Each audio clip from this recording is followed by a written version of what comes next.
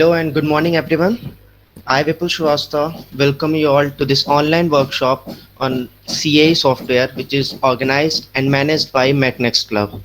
Guys, today's workshop is all about CAE, that is Computer Aided Engineering Software. तो हम आज इससे सीखने क्या क्या वाले हैं, मतलब हम इस वर्कशॉप से आज क्या क्या जानने वाले हैं, तो वो कुछ पॉइंट्स हम जान लेते हैं। लाइक व्हाट इज सीआई, इसके बेनिफिट्स क्या हैं और इसके एप्लीकेशंस क्या हैं, कि हम इसे कहाँ कहाँ अप्लाई करेंगे, क्या क्या इसकी यूजेस हैं। एंड सीआई सॉफ्टवेयर्स कौन कौन से प्रोमिनेंट सॉफ्टवेयर्स हैं जो मोस्ट वाइडली यूज्ड होते हैं, and F E F E M ऐसे कुछ टर्मिनोलॉजीज, ये सारी चीज़ें भी हम इसमें जानेंगे। फिर लिमिटेशंस क्या हैं सीआई के, and the most important part is हम लाइव सिमुलेशन परफॉर्म करेंगे सिम स्केल पे। SIM scale is basically online platform for simulation, CFD, FEA and all such processes. And उसके बाद भी कुछ चीज़ें रहती हैं, डिज़ाइन ऑप्टिमाइजेशन, तो बहुत कुछ सीखने के लिए आज है। Okay then, so our first slide is what is CAE। जैसे कि आपको इसके नेम से ही क्लियर हो रहा होगा, computer aided engineering means computer के हेल्प से हम कोई भी सिमुलेशन परफॉर्म करते हैं अपने प्रोडक्ट डिज़ाइन में इम्प्रूवमेंट करने के लिए, या फिर कोई भी अपने इंजीनियरिंग प्रॉब्लम को सॉल्व करने के लिए, तो उसके लिए हम CAE का यूज़ करते हैं। This includes simulation, validation and optimisation of products, processes and manufacturing tools.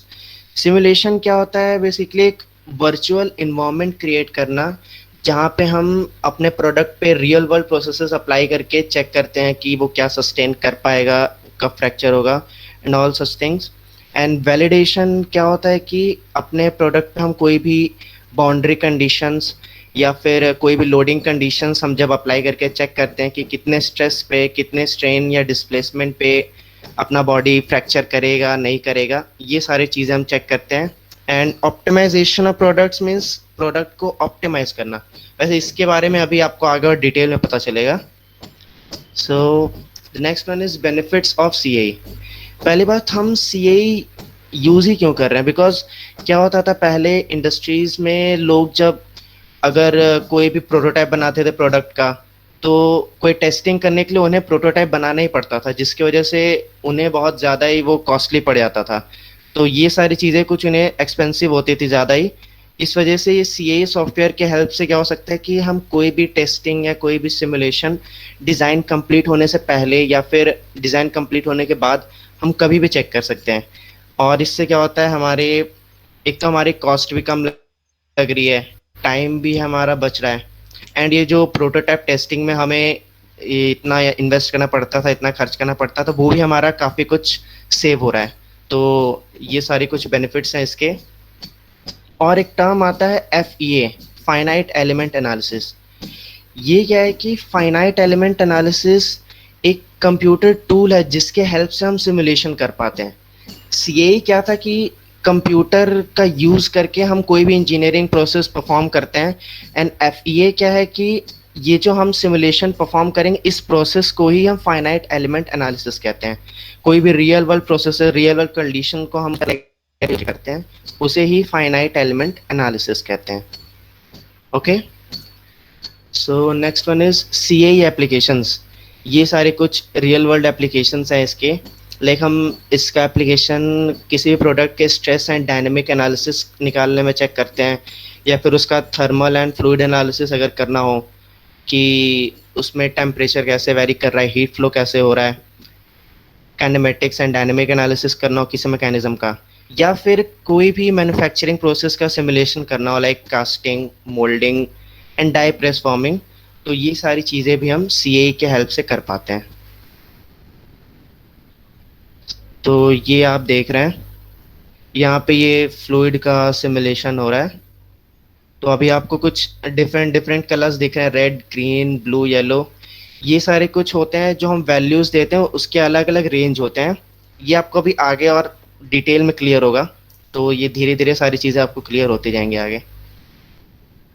यहाँ पे ये रोबोटिक आर्म का देख रहे हो आप, सिमुलेशन हो रहा है। बेसिकली आप कह लो कि जहाँ पे बहुत ही बिल्कुल ब्लू है, आप कह लो वहाँ पे स्ट्रेस लग ही नहीं रहा है। ये लेफ्ट साइड में आप देख रहे होगे स्ट्रेस की वैल्यू दे रखी है कि तो जीरो देख रहे हो, ब्लू पे बिल्कुल जीरो लिखा हुआ है वैल्यू। दैट मीन्स जहाँ पे ये ब्लू है इस फिगर में, वहां पे स्ट्रेस लग ही नहीं रहा है। तो इसी तरह से स्ट्रेस वेरिएशन हमें पता चल पाता है अपने जो भी बॉडी या जिसका भी हम सिमुलेशन कर रहे हैं अपने प्रोडक्ट का। क्या ये सारे कुछ एग्जांपल्स हैं। थर्मल सिमुलेशन है कॉफी कप का। इससे कॉफी कप में हीट फ्लो इसका दिखाया गया है, कहाँ पे ज़्यादा हीट है कहाँ पे कम है।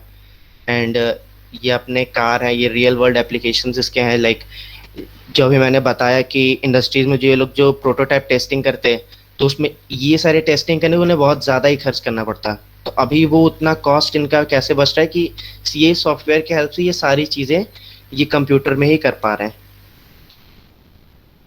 सो these are some prominent CA softwares जो मोस्ट वाइडली यूज्ड होते हैं। ANSYS, NX Nastran and HyperMesh. इनमें भी जो सबसे ज़्यादा यूज़ होता है वो है एनसिस। एंड एनसिस इसका इंटरफेस भी इजी होता है, इस वजह से लोग इसे ही ज़्यादा प्रेफर करते हैं। ठीक है। So next one is finite element method. अभी जैसे हमने देखा कि एफईए, तो एफईए में हम क्या क्या करते थे कि जो हम सिमुलेशन करते हैं वो बिल्कुल बॉडी के छोटे से छोटे पार्ट पे भी होता है। वो बिल्कुल छोटा सा एक नेटवर्क कह लो या मैश कह लो, उसको क्रिएट करते हैं। क्योंकि कोई भी जैसे हमें फिजिकल फिनोमेना को क्वांटिफाई करना हो या उसको कोई वैल्यू देनी होती है, like thermal transport, wave propagation या फ्लूइड बिहेवियर, तो उसके लिए हमें पार्शियल डिफरेंशियल इक्वेशन का यूज़ करना ही पड़ता है। और पार्शियल डिफरेंशियल इक्वेशन को सॉल्व करने के लिए अभी तक काफ़ी सारे टेक्निक्स आई हैं। तो उनमें से भी जो सबसे मोस्ट प्रोमिनेंट टेक्निक है वो है finite element method. That means जो भी हम छोटे छोटे पार्टिकल्स पे, छोटे एलिमेंट पे हम जो भी एनालिसिस करेंगे, उस पे पूरे होल बॉडी पे एक साथ ना करके हम एक कॉर्नर की या फिर आप कह लो किसी छोटे से पोर्शन की भी हम टेस्टिंग कर पाएंगे कि वहाँ पे कितना स्ट्रेस लगेगा, क्या होगा। ठीक है। और पार्शियल डिफरेंशियल इक्वेशन अभी आई गेस फर्स्ट ईयर के स्टूडेंट अभी पढ़ ही रहे होंगे, तो उनके लिए भाई अभी ये सामने उसका एप्लीकेशन दिख रहा है। ठीक है। फिर सो नेक्स्ट वन इज ये अपना फाइनाइट एलिमेंट मेथड का एग्जांपल। अभी आप देख रहे हैं कि ये जो इम्पेलर ब्लेड है उस पे ये छोटे छोटे बिल्कुल मैश बने हुए हैं। तो यही है जो हम अभी बात कर रहे थे कि एक एक पोर्शन पे ये एफईए परफॉर्म होता है। ये सारे कुछ रियल वर्ल्ड एप्लीकेशंस हैं। ऑटोमोबाइल पार्ट्स पे भी हम इसका यूज़ करते हैं। एंड यही सबसे ज़्यादा इसका बेनिफिशियल यूज़ होता है, बिकॉज ये सारी चीज़ें हम कंप्यूटर के हेल्प से कर पा रहे हैं। और छोटे से छोटे पार्ट पे भी यहाँ तक कि हम टेस्टिंग कर पा रहे हैं कि हाँ इस छोटे पोर्शन पे, इस कॉर्नर पे कितना स्ट्रेस होगा, इस कॉर्नर पे कितना स्ट्रेन होगा, किस पॉइंट की इतनी डिस्प्लेसमेंट होगी। वो सारी चीज़ें हम इजीली इसमें सिमुलेट कर पा रहे हैं। Yeah. ये आप देख सकते हैं, ये इसमें आप लेफ्ट में देखेंगे तो टाइम भी वो शो हो रहा है। तो ये सिमुलेशन टाइम भी उस टाइम बताता रहता है कि हाँ कितने टाइम में कौन सी वैल्यू कितनी वेरी कर रही है, कम हो रही है, ज़्यादा हो रही है। ये कार का देख रहे हैं कि कहाँ पे ज़्यादा स्ट्रेस, रेड है दैट मीन्स हाँ यहाँ पे ज़्यादा स्ट्रेस लग रहा होगा। ब्लू है, बिल्कुल डार्क ब्लू है, दैट मीन्स वहाँ पे स्ट्रेस नेग्लिजिबल ही आप मान लो बहुत ज़ीरो ही होगा। सो अपने पास एडवांटेजेस क्या हैं एफईए सॉफ्टवेयर्स के? ये सारी चीज़ें तो जैसे मैंने अभी पहले डिस्कस ही कर दी कि हाँ उसके ये कॉस्ट बचाता है, बिकॉज प्रोटोटाइप टेस्टिंग में जो कॉस्ट होता है वो काफ़ी रिड्यूस हो जाता है, टाइम अपना रिड्यूस होता है। And it also helps in graphical representation of result of analysis. अपने जो भी हम एनालिसिस करते हैं उसका ये ग्राफिकल रिप्रेजेंटेशन हमें देता है, तो उससे हमें काफ़ी हेल्प मिलता है समझने में, चीज़ों को हेलो, एनालाइज करने में। Excuse me, hello. यस। ये स्क्रीन प्रेजेंट है क्या? हाँ। प्रेजेंट है क्या? हाँ बिल्कुल। विवेक, कैन यू कंफर्म? हाँ बिल्कुल, ये यस। देखिए अंजलि, मेरा स्क्रीन प्रेजेंट नहीं है। एक बार बिल्कुल दोबारा नो, से। आप एक बार आई गेस प्रेजेंट है, रीजॉइन कर लो। प्रेजेंट ऐसे स्क्रीन तो मैंने प्रेजेंट कर रखी है। बिल्कुल प्रेजेंट है। ओके। अंजलि, आई गेस आपको कोई प्रॉब्लम है तो आप रीजॉइन कर लो, शायद से क्लियर हो जाएगा।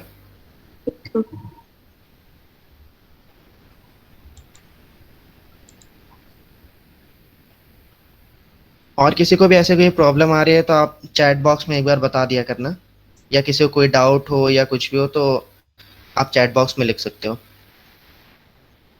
ठीक है, तो अपने हम यहाँ पे एडवांटेजेस देख रहे थे एफईए सॉफ्टवेयर्स के। हमने ये डिस्कस कर लिया प्रोटोटाइप टेस्टिंग में कितना कॉस्ट सेव होता है, टाइम सेव होता है, ग्राफिकल रिप्रेजेंटेशन से हमें कितना हेल्प मिलता है, ये हमने देख लिया।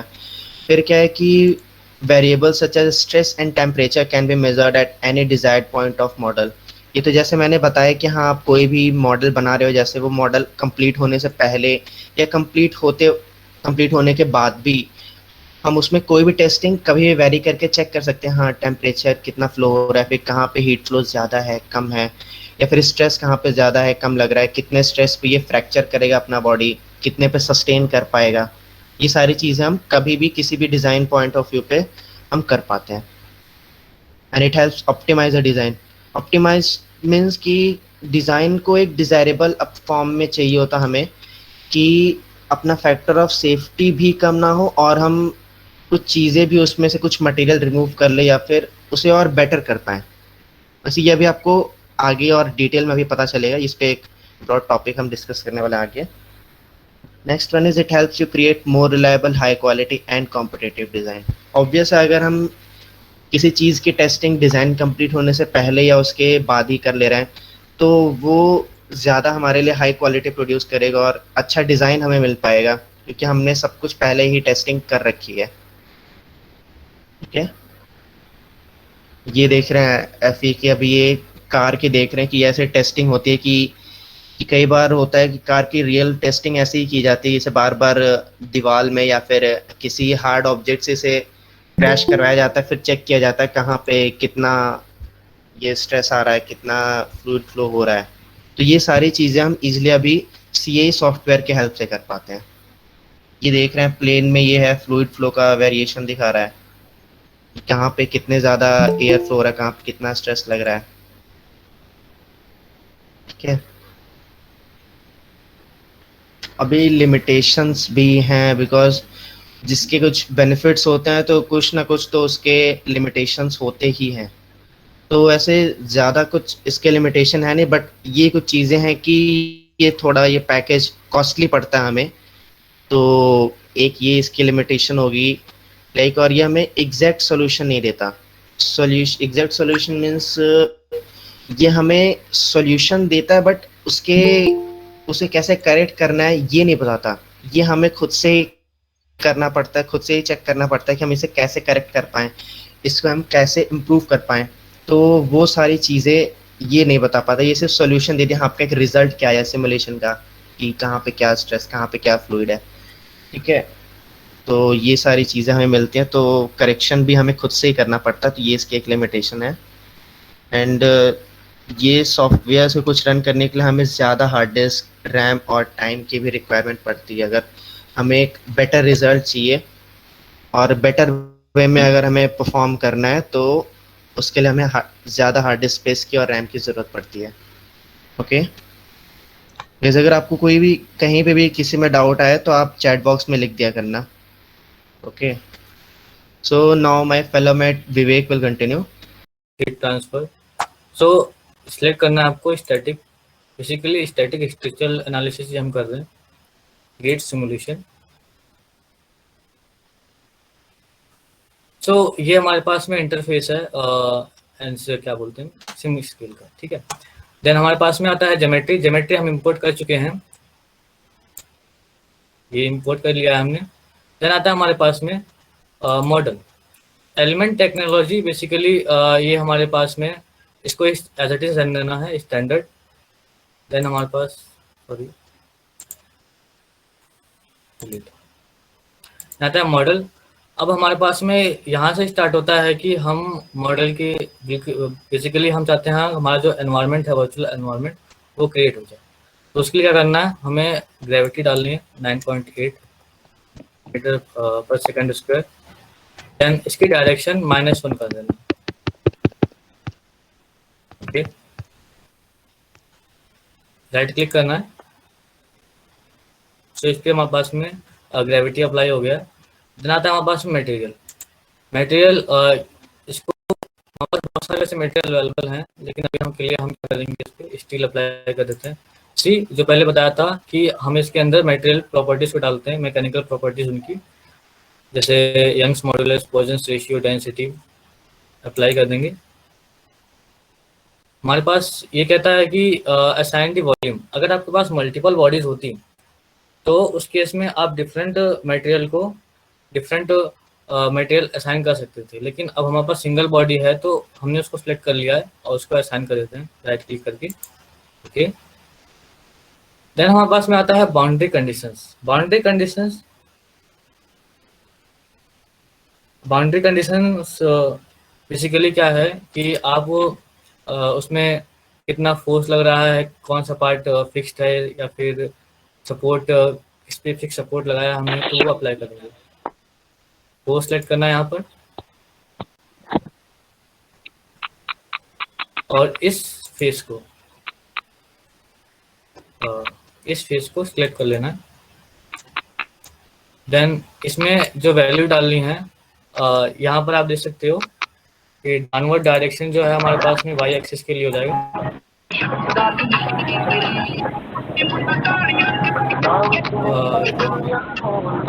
Jethalal, please unmute yourself.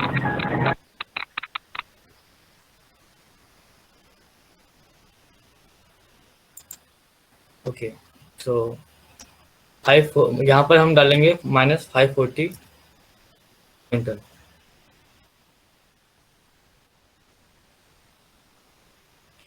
Okay, right click कर देंगे।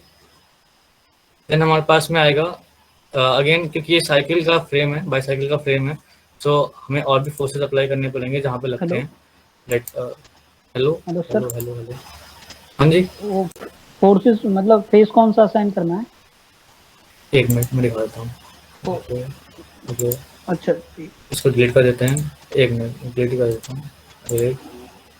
बाउंड्री कंडीशंस, फोर्स, नाम सुने पर दुनिया मौन, हम ही है भोजपुरिया। राहुल रामानंदी का नाम है बिल्कुल। नाम सुने पर सर ये किसी ने वैसे ज्वाइन कर लिया है शायद। सर ये बार बार ज्वाइन कर रहा है और लीव कर रहा है। ये सारी बातें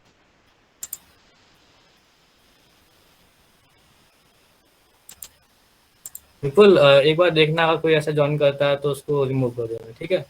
हम ही है भोजपुरिया जो, हम सुने पर दुनिया मौन, हम ही है।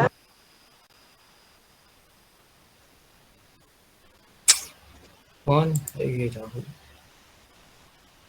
टाइप करते हैं 80 Newton -80 Newton, because downward direction है ना। Okay.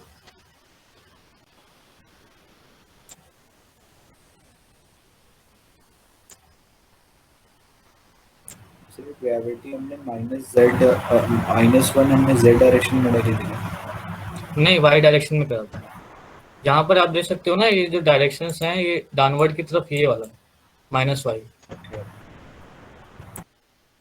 और वहाँ पर जो y डायरेक्शन में होगा ना उसको -1 सेट करना और वैल्यू ऊपर डालना 9.8। तो अगेन एक और फोर्स डालते हैं हम, इसमें डालेंगे -180 न्यूटन। इस देख लेना एक बार, ये वाला फेस है, सिलेक्ट ओके। देन एक और बात की, जैसे अगर हमने फोर्स तो अप्लाई कर दिया, अगर हम इसी पॉइंट पर सिमुलेशन रन करते हैं तो डेफिनेटली वहां पे एरर आएगा, क्योंकि बेसिकली ये जो हम सिमुलेशन कर रहे हैं ये है स्टैटिक स्ट्रक्चर एनालिसिस। इसमें कोई भी मूविंग पार्ट नहीं होना चाहिए। अगर किसी बॉडी पर आप फोर्स अप्लाई करते हो तो बाय फिजिक्स ये हमारे पास में एक्सलरेट होगा, है ना। लेकिन हमारे पास ये तो स्टैटिक स्ट्रक्चरल एनालिसिस है, उसके लिए हमें एक ना कोई मिनिमम एक सपोर्ट प्रोवाइड करना ही पड़ेगा। तो हम क्या करेंगे, पीछे वाला जो ये होल है इस पे हम सिलेक्ट करते हैं, sorry wait a second. Okay, हमारे पास में आता है बाउंड्री कंडीशंस में, यहाँ पर है फिक्स्ड सपोर्ट। फिक्स्ड सपोर्ट में इन फेसेस को सिलेक्ट कर लेना है, अंदर वाले फेसेस को। ये वाली। ओके, देन अप्लाई देख लो एक बार कौन सा पार्ट है। ये लोकेशन, इस लोकेशन पर इसको फिक्स कर देना, क्लिक राइट। ओके, देन एक और हमारे पास में फिक्स सपोर्ट लगेगा, वो आगे वाला हैंडल,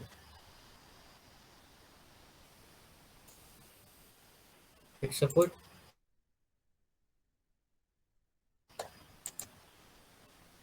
देन इसको अंदर वाले पार्ट को सिलेक्ट कर लेना, then right click. I hope ये हो गया होगा।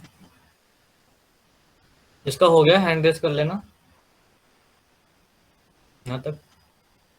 अभी भी किसी को डाउट है कि कैसे अप्लाई किया, मैं फिर से रिपीट कर दूंगा। सर इसको भी उसी में नहीं कर सकते? इसमें ये हाँ सर कर जैसे- सकते हैं, बिल्कुल कर सकते हैं। फिक्स सपोर्ट 4 और फिक्स सपोर्ट 5 की बजाय हम चाहे तो 4 और 5 को एक ही फिक्स सपोर्ट दे सकते हैं। मतलब कहने का मतलब है कि एक ही तरीके से दोनों पे अप्लाई कर दो। ठीक है सर।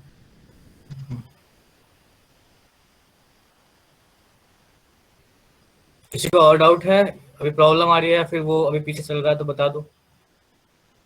तो फोर्सेस अभी अप्लाई नहीं करी है, वो एक बार बता रहे हैं 1 2 3 कहाँ डाल कितनी। फोर्सेस यहाँ पर 1 है टॉप फेस पर, यहाँ पर दूसरा है टॉप फेस पर माइनस, मैं दिखा देता हूँ आपको। ये है टॉप फेस पर, ये है तुम्हारे पास में -540 न्यूटन का।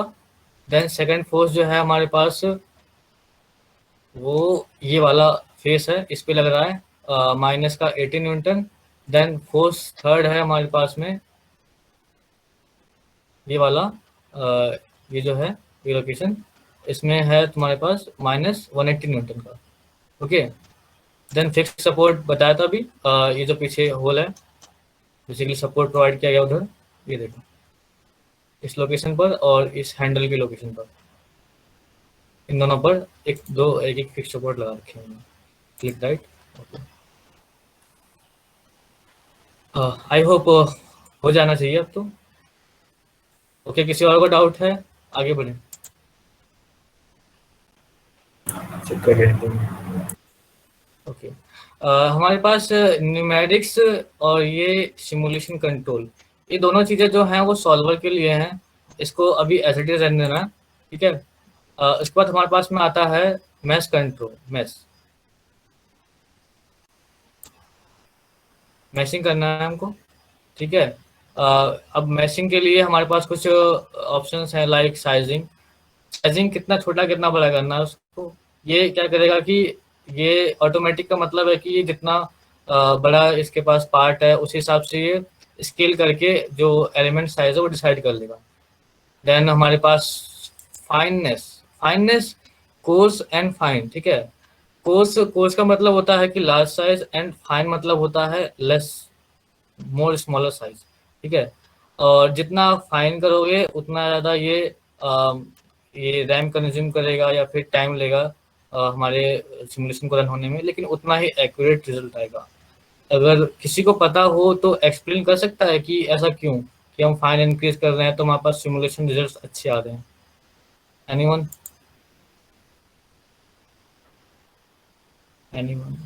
किसी को पता हो तो can unmute himself.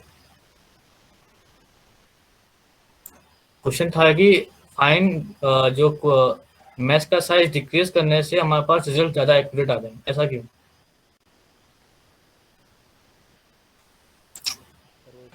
Single block का साइज बहुत छोटा हो जाएगा, छोटे एरिया पे वर्क करेगा। तो फिर फोर्स प्रेशर लगा के देख, ओके, बड़े में वो कोई और?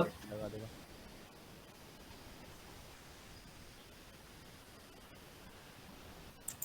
ओके, कोई नहीं। बेसिकली हमने क्रिस्टल स्ट्रक्चर को पढ़ा था अच्छे से, है ना। इवन हमने 11th में पढ़ा था क्रिस्टल स्ट्रक्चर को। तो वहाँ पर जो एलिमेंट ऑर्डर था वो बहुत बहुत बहुत बहुत छोटा था, ठीक है। अगर हम उस चीज़ को जितना रीच करेंगे उतना ज़्यादा हमारे पास में एक्चुअल मॉडल को हम रीच करेंगे। बेसिकली ये क्या है, एक मॉडल एक छोटे एलिमेंट से मिलकर बना पड़ा है, कुछ क्रिस्टल स्ट्रक्चर से मिलकर बना होगा।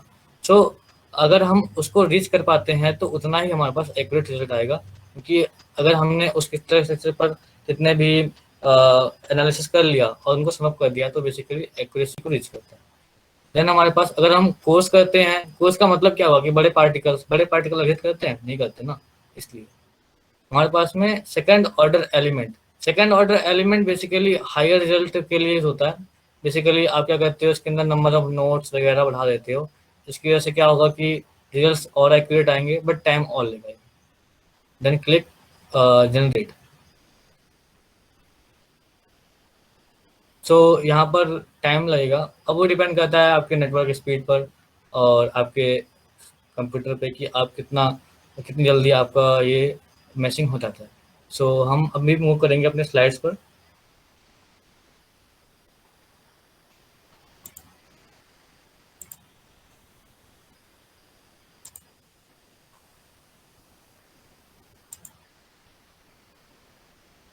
सो हमने अभी तक ही जाना था कि आई थिंक यहाँ पर किसी को प्रॉब्लम तो नहीं होगी मैशिंग में, जनरेट ही करना है बस।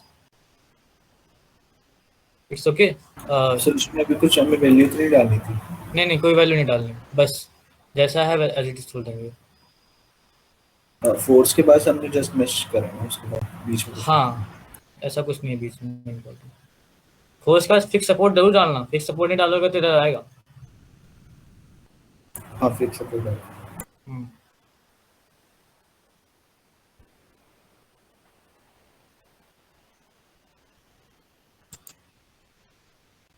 सो हम स्टार्ट करते हैं दोस्तों। Next one is solutions. और ये हमारे पास सॉल्यूशन है। सॉल्यूशन हमने क्या किया, बाउंड्री कंडीशंस अप्लाई कर दिए, फोर्सेस अप्लाई कर दिए, मटेरियल अप्लाई कर दिया। अब इससे क्या होगा कि जो सॉल्वर होगा वो इन सब चीज़ों को सॉल्व करेगा और ये बिल्कुल ऑटोमेटिक है, इसमें हमको कुछ नहीं करना, बस सॉल्व का कह सकते हो कि जनरेट या फिर पोस्ट प्रोसेसिंग रिजल्ट्स को पब्लिश करना है बस, ठीक है।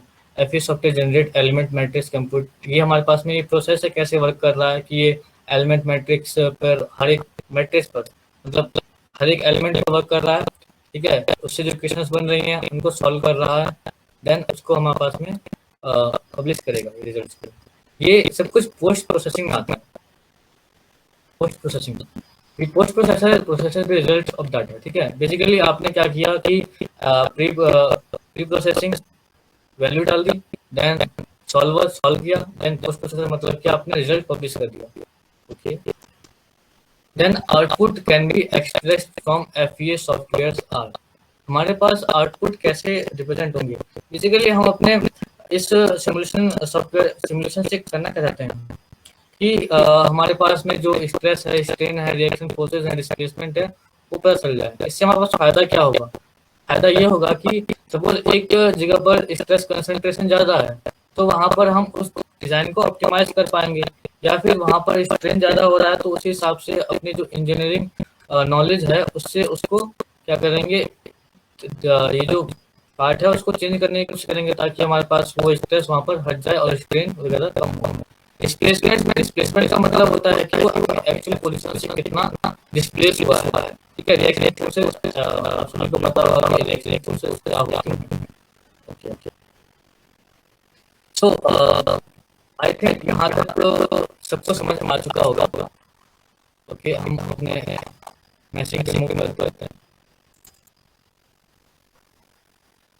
हो गया, कंफर्म कर दो इसका नहीं हुआ। 17 चलो वेट करते हैं। किसी को डाउट है अभी ये यहाँ पर हमें क्या है या फिर कोई लग रहा हो तो बता दो प्लीज। मैशिंग वाला बता देंगे। मैशिंग में बेसिकली मैशिंग पे क्लिक करना है, यहाँ पर मैश है, मैश को सिलेक्ट करना है। देन हमारे पास में यहाँ पर मैश के कुछ ऑप्शंस हैं, साइजिंग, फाइननेस, ठीक है, नंबर ऑफ प्रोसेसेस, ये हमारे लिए पेड वर्जन के लिए, ठीक है। देन हमारे पास में यहाँ पर जनरेट मैश का आता है ऑप्शन, जनरेट मैश पे क्लिक कर देना। जनरेट मैश एक्चुअली उसमें आपने बताया था, उसमें कुछ फीचर्स के बारे में किया, उसका बढ़ा के घटा के किया।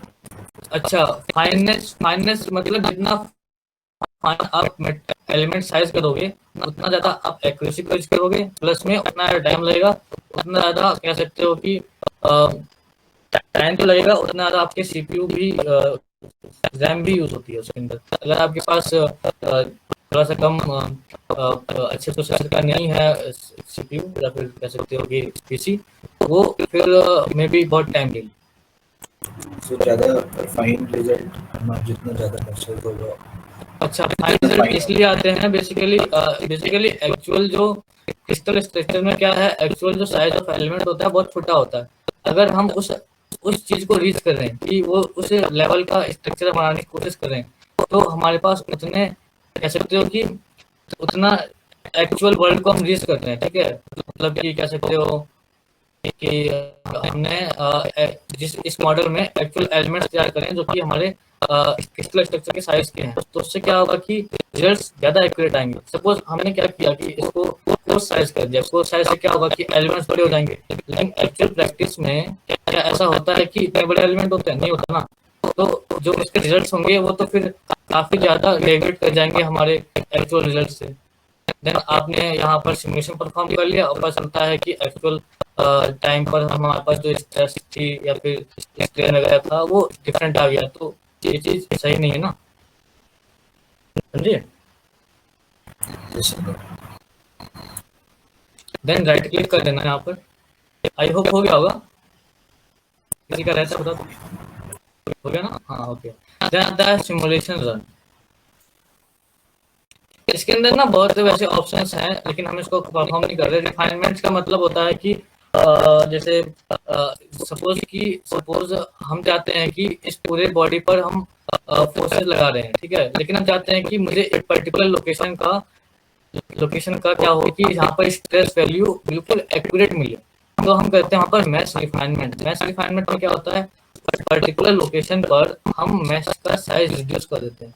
मैश का साइज रिड्यूस करने से क्या होगा कि जो एक्यूरेसी होगी उस पॉइंट उस लोकेशन पर वो बढ़ जाएगा, ठीक है। लेकिन सेम चीज अगेन कि वो टाइम ज़्यादा लेगा। तो अभी हमारे पास में अगर हम उसको करने लग गए तो फिर ज़्यादा टाइम लगेगा, तो इसलिए हम अभी के लिए यही कर रहे हैं। ओके, सिमुलेशन रन, ठीक है। यहाँ पर प्लस का साइन है, प्लस के साइन को सेलेक्ट करना, देन स्टार्ट सिमुलेशन।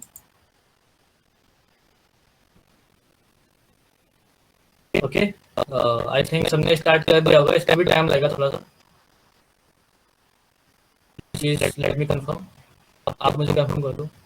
स्टार्ट कर दिया। ओके, बहुत बढ़िया।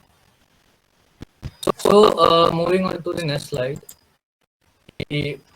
हमने सिमुलेशन परफॉर्म कर लिया और हमारे पास रिजल्ट आ गए, लाइक स्ट्रेस वैल्यूज आ गई, स्ट्रेन वैल्यूज आ गई, डिस्प्लेसमेंट वगैरह आ गया। तो हमारे पास में एक ओवरऑल कह सकते हो कि उस मॉडल का क्या होगा फ्यूचर में, वो सब कुछ पता चल गया।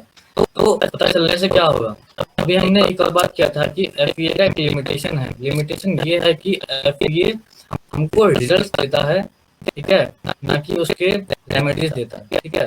रेमेडीज का मतलब उसके सॉल्यूशन को नहीं देगा, मतलब रिजल्ट भाई ये हो रहा है, ठीक है, अब तुम देखो तुम्हें क्या करना है। मतलब इसके लिए हमें क्या जरूरत पड़ेगी, अपनी खुद की इंजीनियरिंग नॉलेज या फिर कोई ऐसा सॉफ्टवेयर हो जो कि इन सब चीज़ों में हेल्प करे।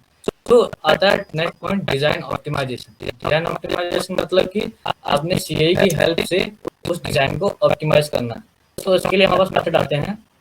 पहला आता है टोपोलॉजी ऑप्टिमाइजेशन। हम देखते हैं topology optimisation is a mathematical method that optimises material layout within a given design space for a given set of loads, boundary conditions, and constraints to minimize the material while meeting the functional requirements. थोड़ा सा complex है definition, but इसको हम समझने की कोशिश करते हैं। क्या है, आपको यहाँ पर लेफ्ट साइड में एक पिक्चर दिख रही होगी, ठीक है, ये पिक्चर दिख रहा होगा, ठीक है। बेसिकली ये पहले क्या था, एक कीबोर्डल शेप में एक प्लेट थी जिसमें हमने एनालिसिस किया, ठीक है। एनालिसिस करने के बाद हमें पता चलता है कि कुछ पॉइंट्स पर स्ट्रेस कंसंट्रेशन ज़्यादा है, कुछ पॉइंट पर नेग्लिजिबल स्ट्रेस कंसंट्रेशन है। तो टोपोलॉजी ऑप्टिमाइजेशन करता क्या है कि वो ऐसे लोकेशन को सेट करेगा जहाँ पर मटेरियल ज़्यादा जरूरत है, जहाँ पर मटेरियल की कम जरूरत है, उस हिसाब से उसको रिमूव और मटेरियल ऐड कर देगा ताकि स्ट्रेस कंसंट्रेशन वगैरह सेम प्रोवाइडिंग जो हमारे पास में फैक्टर ऑफ सेफ्टी जो है वो कम ना हो, ज़्यादा भले ही हो जाए, कम नहीं होना चाहिए, ठीक है। सो ये था topology optimisation. Moving on to the next section, देखिए यहाँ पर हमने एक सिमुलेशन रन किया। इसके अंदर क्या है, ये पार्ट था। पार्ट को रन करने के बाद इसमें जो स्ट्रेस कंसंट्रेशन आप देख सकते हो यहाँ पर ज़्यादा है, इस रेड वाले रीजन में ज़्यादा है। सो टोपोलॉजी ऑप्टिमाइजेशन ने इस रिजल्ट का यूज़ करके इस मटेरियल में से इस पार्ट में से कुछ मटेरियल ऐड किए, कुछ मटेरियल रिमूव किए, ताकि जो फैक्टर ऑफ सेफ्टी है और स्ट्रेस है वो ज़्यादा ना हो। कम भले हो जाए, ज़्यादा नहीं होना चाहिए। फैक्टर ऑफ सेफ्टी मेंटेन हो जाए, कम नहीं होना चाहिए, ज़्यादा भले हो जाए। ठीक है। सो अल्टीमेट हमको क्या मिला, रिजल्ट हमको मिला ये हाईली ऑप्टिमाइज ये पार्ट। ठीक है। सो इससे फायदा क्या हुआ, इससे फायदा ये हुआ कि मटेरियल का जो वेट था, ठीक है, मतलब पार्ट का जो वेट था वो कम हो गया। ठीक है। और जो हमारे पास मटेरियल कॉस्ट थी वो कम हो गई, है ना। सो इसके बेनिफिट्स तो अच्छे हैं। नेक्स्ट देखिए, हमारे पास में एक ट्रेडिशनल डिज़ाइन है और एक एडिटिव लेयर मैन्युफैक्चरिंग डिज़ाइन है। आप देख सकते हो कि ये जो बिल्कुल इससे थोड़ा सा अलग है। ठीक है, काफ़ी अलग है वैसे तो। ठीक है, लेकिन फंक्शन दोनों सेम परफॉर्म कर रहे हैं। ये सेम जगह पर लग रहा है। ठीक है। और इतना जितना ये कंसंट्रेशन, जितना ये स्ट्रेस बियर कर सकता है उतना ये कर सकता है। हो सकता है इससे कम ही कर पाए ये वाला पार्ट। देन ये हमारे पास वेट भी काफ़ी कम हो गया। सो ये हाईली ऑप्टिमाइज पार्ट है। सो ये ट्रेडिशनली पहले हम ये बनाते थे, लेकिन अब हम ये बनाते हैं। Okay, next one is generative design. तो आप एक सिचुएशन एज्यूम करके चलो, लाइक कि आपके पास पीसी है, एक सॉफ्टवेयर है। आप चाहते हो कि मैं डिज़ाइन ना करूं, लेकिन मुझे एक पार्ट तैयार करना है, और पार्ट ऐसा तैयार करना है जो कि मेरी एक रिक्वायरमेंट को पूरी कर दे। और आपको पता है कि भाई मेरे पास मटेरियल ये है, ठीक है, और मशीन ये है, और हमारे पास में इतना मेरे को फैक्टर ऑफ सेफ्टी चाहिए। सो कह सकते हो कि अगर मैं पार्ट डिज़ाइन ना करूँ तो पार्ट डिज़ाइन करने का जो टाइम था वो घट गया। ठीक है। और जनरेटिव डिज़ाइन इसी चीज़ को पॉइंट में रखते हुए बनाया गया है। अब इसमें क्या है कि आपको उन सभी कंस्ट्रेंट्स लाइक डायमेंशन, मास, मटेरियल स्ट्रेंथ या फिर मैन्युफैक्चरिंग टेक्निक्स, उन सभी कंस्ट्रेंट्स को लेकर आप एक सॉफ्टवेयर में डालो। देन उसको क्या करो, जनरेट करो। फिर वो ये क्या करेगा, जनरेटिव डिज़ाइन जो सॉफ्टवेयर है हमारे पास में, वो क्या करेगा, आपको एन नंबर ऑफ कह सकते हो रिजल्ट्स देगा, कैड मॉडल्स देगा। ठीक है, जो कि हाईली ऑप्टिमाइज्ड होंगे। और आपको क्या करना पड़ेगा कि उनमें से सिलेक्ट करना है कि कौन सा आपके लिए बेस्ट सूटेड है। और जब आप उसको सिलेक्ट कर लेते हो, सिलेक्ट करने के बाद आप उस पर एनालिसिस कर सकते हो कि हाँ, मैंने जो इसको कंस्ट्रेंट्स दिए थे लाइक मास, मटेरियल स्ट्रेंथ या फिर मैन्युफैक्चरिंग टेक्निक्स, ये क्या उसको फुलफिल करता नहीं करता। लाइक वैलिडेट करना पड़ता है हमको रिजल्ट्स को ना, हम ब्लाइंडली किसी चीज़ को फॉलो नहीं कर सकते हैं। तो हमने उसको वैलिडेट करना है। देन अगर कुछ इसमें प्रॉब्लम होता है तो हम उसको थोड़ा सा मॉडल को चेंज कर सकते हैं according to our wish. Okay, then यही हमारे पास जनरेटिव डिज़ाइन बेसिकली अगर आपको थोड़ा सा और डिटेल में बताऊं तो जनरेटिव डिज़ाइन बेसिकली नेचर से इवॉल्व है। वो कैसे, जैसे हमारे पास बोन्स हैं, हमारी हड्डियाँ।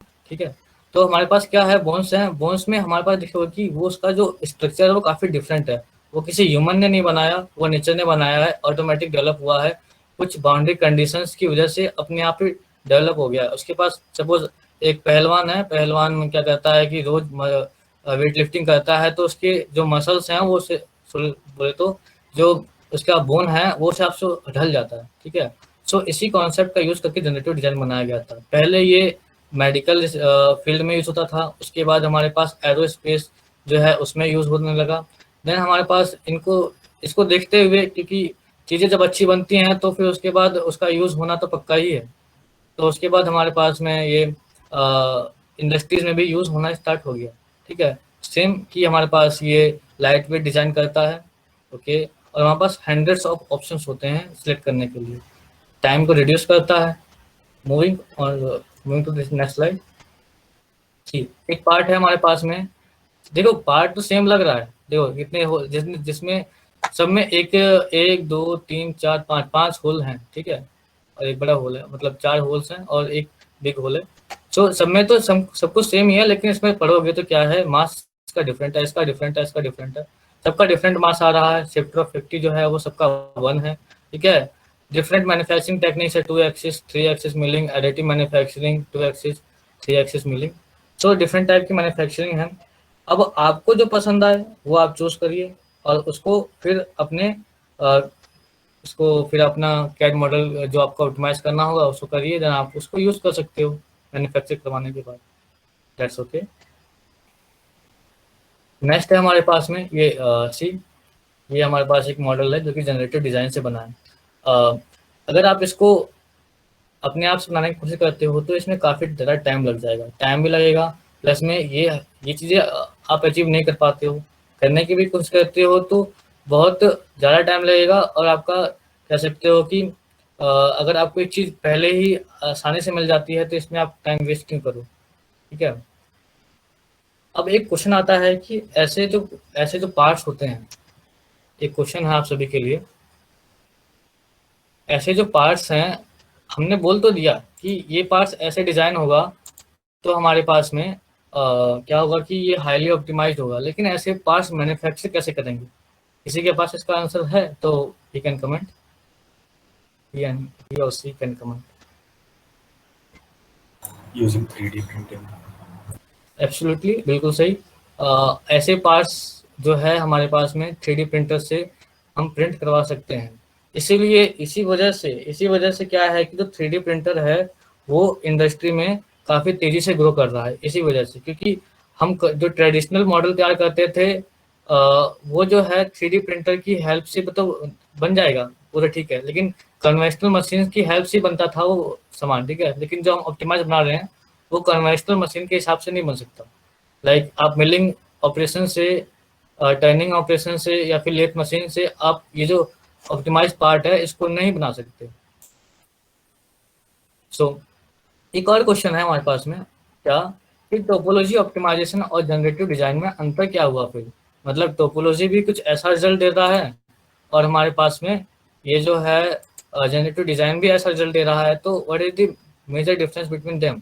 तो किसी के पास आंसर? क्योंकि मैंने एक्सप्लेन कर दिया है, अगर किसी को लगता है कि उसको समझ आ गया है तो ही और she can explain. Anyone?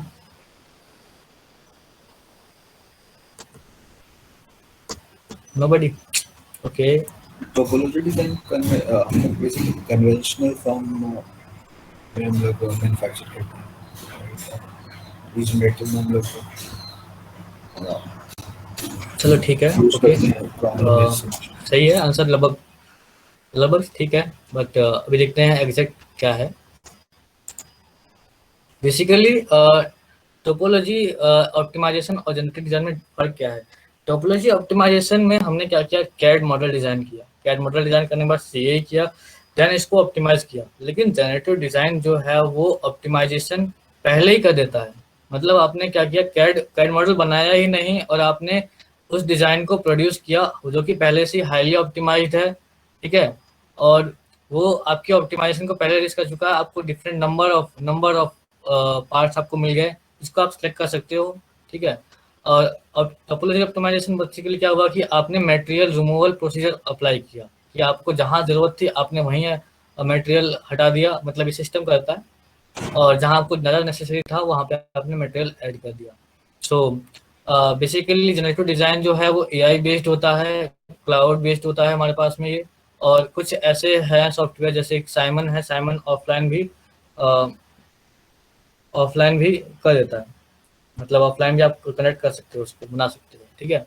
So moving on to the next section. ये देखिए, ये था ट्रेडिशनल एंड ये था हमारे पास में 3D प्रिंट, ठीक है। Traditional milling operation, cutting, chamfering, then वही है कि या आपने यूज़ किया ट्रेडिशनल मेथड्स, ये क्या था कि आपने 3D प्रिंटर करके डायरेक्ट, इसमें मटेरियल वेस्टेज तो ना के बराबर ही है और इसके अंदर मटेरियल होना, मतलब होना तो होना, ठीक है। और वन मोर थिंग कि ये जो चीज़ होती है ट्रेडिशनल जो हम यूज़ करते हैं वो आता है हमारे पास में सब्ट्रैक्टिव मैन्युफैक्चरिंग के अंदर, और जो हम 3D प्रिंटर यूज़ करते हैं वो आता है एडिटिव मैन्युफैक्चरिंग के अंदर। सब्ट्रैक्टिव मैन्युफैक्चरिंग मतलब मटेरियल रिमूवल, और 3D एडिटिव मैन्युफैक्चरिंग मतलब मटेरियल का एडिशन, ओके, अब मजे की बात ये है कि बोलना तो नहीं चाहिए वैसे, लेकिन तो ये है कि हमारे पास जो अभी सिलेबस है वो सब्ट्रैक्टिव मैन्युफैक्चरिंग के बेसिस पे चल रहा है।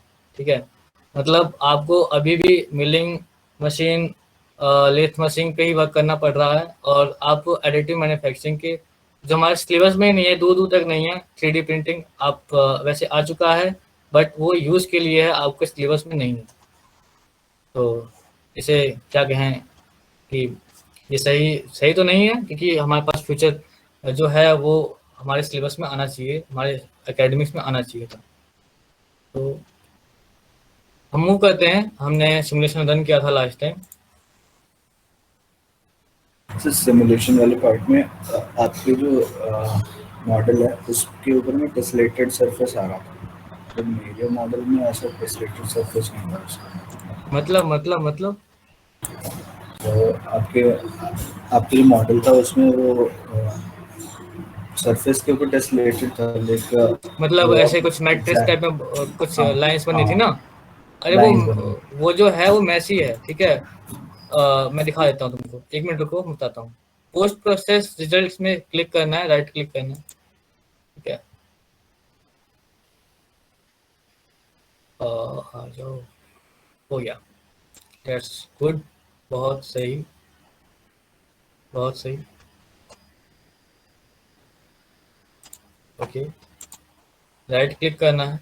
ठीक है, आप कह रहे थे इसकी बात कर रहे थे, आप इसकी बात कर रहे थे, हैं, है ना? हाँ, तो ये मैस है, ये मैस आपको दिख रहा है कि ये एलिमेंट्स हैं यहाँ पर। ठीक है, सिमुलेशन रन में हमने जो सॉल्वर लॉग है इस पे जाए, सॉरी सॉल्यूशन फील्ड पे जाएंगे तो ये था हमारे पास में।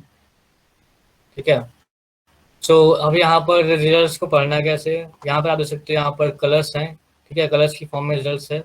सो जितना ज़्यादा क्या नाम है रेड इज कलर, उतना ज़्यादा वो नंबर, लाइक 4.29 इंटू 10⁻6, और ब्लू का मतलब 0। अब ये नंबर है, अब किसके लिए क्या नंबर हो सकता है, लाइक हमारे पास में डिस्प्लेसमेंट के लिए हो गया, सॉरी डिस्प्लेसमेंट मैग्नीट्यूड। ठीक है, अब इसके लिए डिफरेंट नंबर आ गया तुम्हारे पास, इसके अंदर ज़्यादा डिस्प्लेसमेंट हो रहा है, इसके अंदर ये जो पार्ट है, देखो जो फिक्स सपोर्ट होगा वो तो डिस्प्लेस कम होगा। अच्छा, डिस्प्लेसमेंट का मतलब ये नहीं है कि आपका जो वो मेंबर है वो ज़्यादा स्ट्रेच हो गया या फिर कम स्ट्रेच हुआ है, वो क्वांटिफाई तो करता है, लेकिन इसका एक और मतलब भी है कि इसका जो मॉडल है वो अपनी एक्चुअल पोजीशन से कितना हट गया है। ठीक है, मतलब उस पोजीशन पर अभी नहीं है वो, जितना ज़्यादा वो डेविएट होगा अपनी ओरिजिनल पोजीशन से, उतना वहाँ पर रेडियस प्लस आएगा। टोटल स्ट्रेन यहाँ पर मैग्नीट्यूड, ठीक है, यहाँ पर स्ट्रेन है, इस पोर्शन पर ज़्यादा स्ट्रेन डेवलप हो रहा है। ठीक है, एंड इस पोर्शन पे ज़्यादा स्ट्रेन डेवलप हो रहा है। ओके, देन हमारे पास में है von Mises stress. Anyone know von Mises नाम क्यों दिया गया है? ही और she can comment. I think second year वाले कह सकते हैं कमेंट। एनीवन? चलो कोई नहीं, ठीक है। तो हम फैक्टर थ्योरी ऑफ फेलियर में पढ़ते हैं ये सब चीज़ को, कि हमें फैक्टर ऑफ सेफ्टी कैसे डिसाइड करना है। तो वहाँ पर एक वन मैसेज मेथड भी है। ठीक है, बेसिकली डिस्टॉर्शन एनर्जी थ्योरम है वो, तो आप सेकेंड ईयर में आके पढ़ोगे उसको। सो ये हमारे पास रिजल्ट्स हैं। अभी हमने एक और बात कही थी कि जो हम रिजल्ट्स का यूज़ करके हर एक पॉइंट, हर एक लोकेशन पर स्ट्रेस स्ट्रेन की वैल्यू लोकेट कर सकते हैं। उसके लिए क्या करना है, आपको जस्ट इंस्पेक्ट पॉइंट पे क्लिक करना, देन ये प्लस का साइन आ गया, किसी भी लोकेशन पे जाकर आप सिलेक्ट कर दो। देखिए इस लोकेशन पर, इस लोकेशन पर 3.37 इंटू 10⁻6 जो है पास्कल, वो इतना स्ट्रेस डेवलप हो रहा है। ठीक है, इसको बोलते हैं प्रोब करना। 4.6 इंटू 10⁻5। ठीक है, रो पे मूव करूंगा तो कम आएगा आंसर। ठीक है, 3.6 इंटू 10⁻5। ठीक है, ये हमारे पास में था प्रोब करना। अगर आप इसमें एनिमेशंस का भी यूज़ कर सकते हो, देखो एनिमेशन में टाइम लगेगा, इससे बढ़िया मैं आपको कुछ एनिमेशन दिखा देता हूँ। लाइक कि ये देखिए, एक एनसिस के अंदर हमने सिमुलेशन रन किया था। ठीक, ये एक टोटल डिफॉर्मेशन का एक एनिमेशन है। ठीक है, ये एक्चुअल पोजीशन से कितना डिफॉर्म हो रहा है ये देखिए। ठीक है, सो ये एक एनिमेशन था। एक और एनिमेशन है हमारे पास में इंजन क्रैंक का। ठीक, अच्छा, इसमें से कोई किसी के मन में ये भी आ रहा होगा कि अरे यार इतना ज़्यादा डिफॉर्मेशन, मतलब अपने ओरिजिनल पोजीशन से इतना ज़्यादा डिफॉर्म हो गया। लेकिन ऐसा नहीं है, ये इतना डिफॉर्म नहीं होता। ये हम जो स्केल है डिफॉर्मेशन स्केल, क्योंकि हम इतना डिफॉर्मेशन तो हम अपने कंप्यूटर पे देख नहीं सकते ना, तो उसके लिए हमको स्केल कर देते हैं कि जो हमारे पास डिफॉर्मेशन स्केल है बढ़ा देते हैं। हमको वैसे ओरिजिनली तो वो कम डिफॉर्मेशन है, लेकिन देखने के लिए कितना कहाँ डिफॉर्मेशन होता है उसको हमने इंक्रीज कर दिया। So that's all for this workshop. अभी आपको एक फीडबैक फॉर्म प्रोवाइड की जाएगी, आपको उसको फिल कर देना है। अगर अभी किसी को डाउट है तो ही और किसी कैन आस्क द डाउट, क्या प्रॉब्लम है।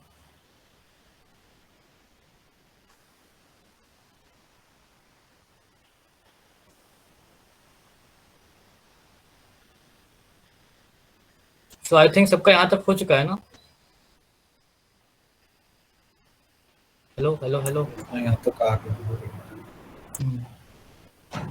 सो यहाँ तक देख लो, अगर कोई प्रॉब्लम हो, किसी को कुछ प्रॉब्लम समझ ना आया हो। सर वैसे इसमें सिम स्केल में कैसे करते हैं एनिमेशन प्रोड्यूस? एनिमेशन यहाँ पर होता है प्रोड्यूस, ये रहा बना पड़ा है एनिमेशन। तो इसके अंदर अवॉइड करो यार, कोई दिक्कत नहीं है। जब एनसिस डाउनलोड करना है, एनसिस के अंदर परफॉर्म करना है। सिम स्केल तो एक सीखने का बस प्रॉब्लम है, प्रॉब्लम का सोल्यूशन मिल गया हमको ऑनलाइन, लेकिन जो एक्चुअल है वो सिम स्केल का थोड़ी ना होगा।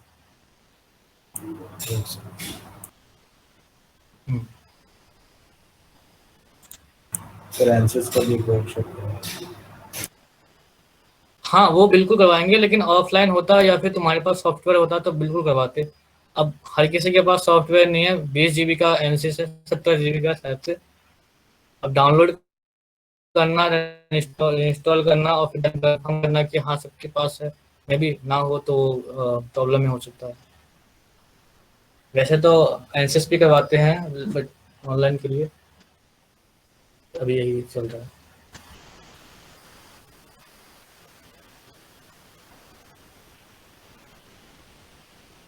वैसे अगर हम खुद से हल करके करते हैं तो ऐसे कोई डाउट होने से पूछ सकते हैं आपसे।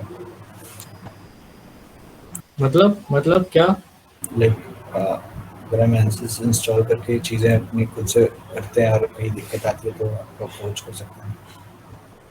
वैसे ऑलमोस्ट तो सेम प्रोसीजर है, थोड़ी सी टर्मिनोलॉजी हल्की से डिफरेंट कर सकता है, मतलब डिफरेंट हो सकती है। तो उसके लिए क्या करना है, तो तुम किसी सीनियर से हेल्प ले लो, या फिर किसी को अगर आता है तो उससे हेल्प ले लो, या फिर तुम गूगल सर्च भी कर सकते हो कि पर्टिकुलर ऑप्शन बेसिकली करता क्या। लेकिन जो ओवरऑल हर एक सी सॉफ्टवेयर में जो तरीका होता है ना, वो यही होता है, इससे ज़्यादा कुछ नहीं होता। अब कुछ अलग अलग, जैसे एलिमेंट साइज को तुम चेंज कर सकते हो, वो अलग तरीका हो गया, लेकिन एलिमेंट साइज तुम चेंज कर सकते हो, तुम्हें पता है।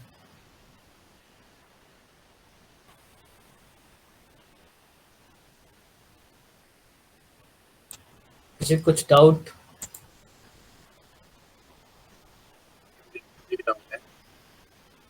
आवाज कट रही है तनिष। हेलो, हाँ, ये डिस्प्लेसमेंट तीनों एक्सिस के अंदर डिस्प्लेसमेंट है। एक बार ये बता दे कि अलग अलग कैसे सिमुलेशन के अंदर कैसे कैसे हम इसको स्टडी करेंगे। मतलब तीनों एक्सिस के ऊपर डिस्प्लेसमेंट चेक करेंगे ना सिमुलेशन के अंदर, तो कैसे इसको हमें मतलब देखना है, कैसे स्टडी करना है। देखो, मतलब रिजल्ट तुम निकाल लोगे, ठीक है। रिजल्ट निकालने के बाद क्या होगा कि डिस्प्लेसमेंट के लिए हमारे पास ये रहा, ठीक है। अगर आपको अलोंग एक्स एक्सिस डिस्प्लेसमेंट चाहिए तो एक्स एक्सिस पे क्लिक कर दो। सॉरी,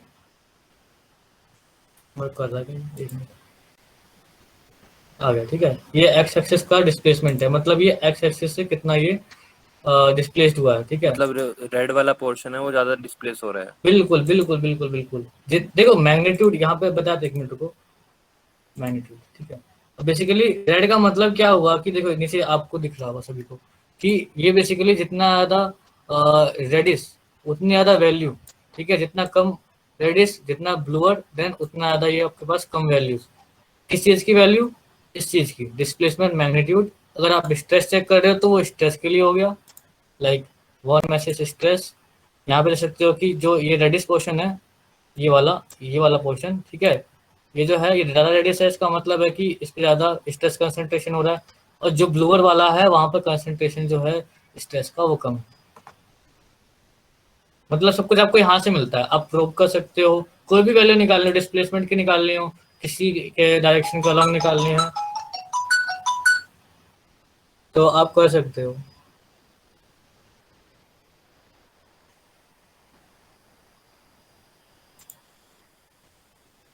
ओके, समझ आ गया? और सर हम ये कैसे डिसाइड करते हैं कि हमें फोर्स किस पॉइंट पर लगानी है?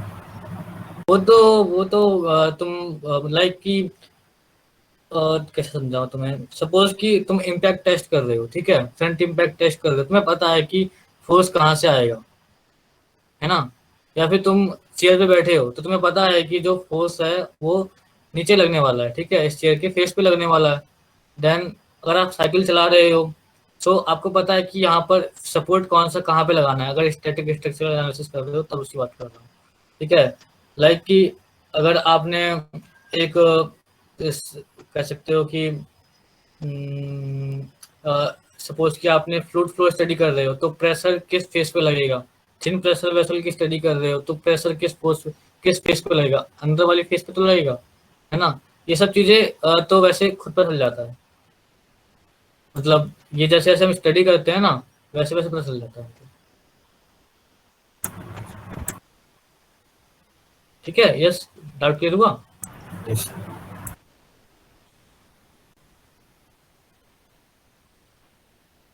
For your doubt?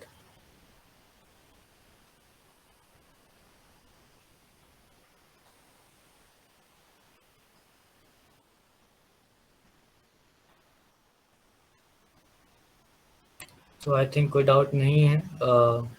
हम इस सेशन को एंड करते हैं, ठीक है। ये हमारे पास में मैकनेस्ट का वेबसाइट है, आप हमें यहाँ से कॉन्टेक्ट कर सकते हो, फ़ोन नंबर। देन हमारे पास में नेक्स्ट आप किसी भी हेल्प के लिए आप मैकनेस्ट की ईमेल आईडी का भी यूज़ कर सकते हो। Okay, so thank you for listening. This is end of this session. Thank you all. Thank you.